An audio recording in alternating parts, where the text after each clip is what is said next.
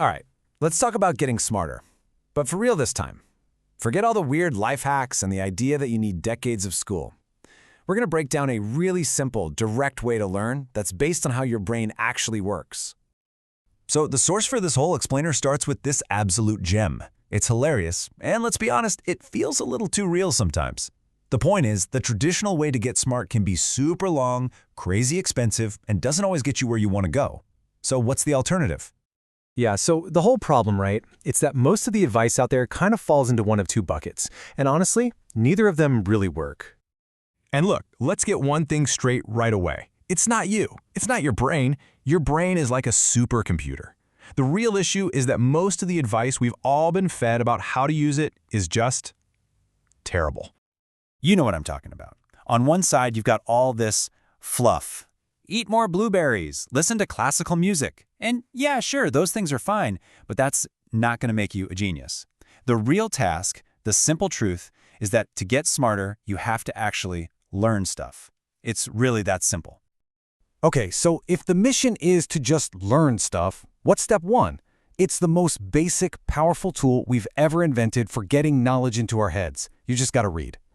But what kind of reading are we talking about? Well, fiction is awesome, don't get me wrong. It's great for getting faster at reading and, learning new words. But nonfiction, that's where the gold is. That's the stuff that gives you interesting things to talk about and actual skills you can use in the real world.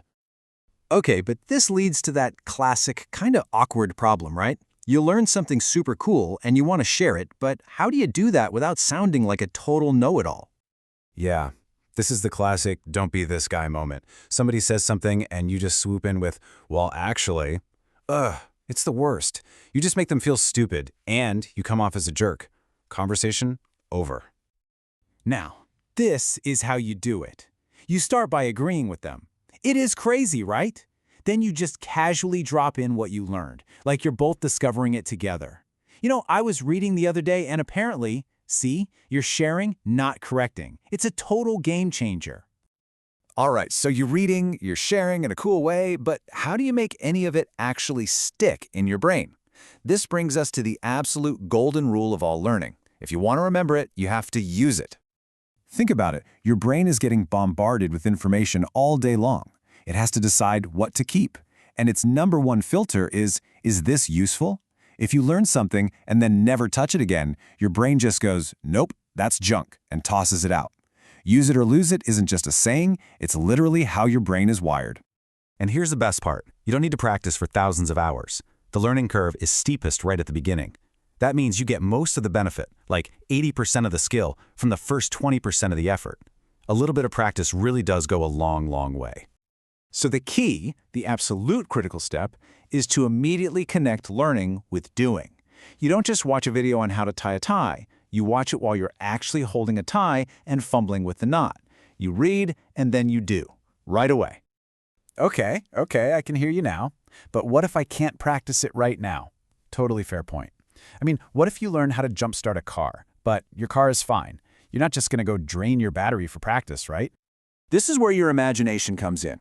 You practice in your head. So you read the steps, then you close your eyes and you vividly picture it. It's late, it's raining, the car's dead. You mentally walk yourself through every single step, popping the hood, finding the terminals, connecting the cables in the right order. You basically trick your brain into thinking the information has been used, and that makes it stick.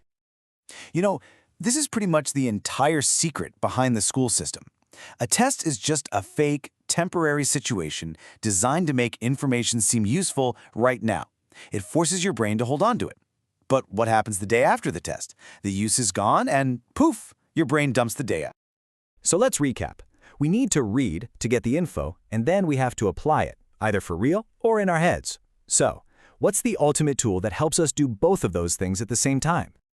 Well, let's look at a couple of options. You've got YouTube videos. They're entertaining, but it's totally passive. You watch, you might feel like you learned something, but an hour later it's mostly gone. Then you have the old school textbook. Yeah, I know, it can be dense, but it has a secret weapon, built-in practice.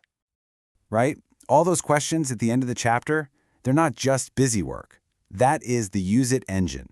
They force you to retrieve the information and apply it, simulating that real need. This is what burns the knowledge into your long-term memory, and that's why textbooks, for all their dryness, are the undisputed champion for getting smart fast. So that leaves us with one final thought. Learning isn't a passive activity, it's an active one. Information is everywhere, but knowledge is something you have to build. So the real question is, what information will you find, and more importantly, what knowledge will you make useful today?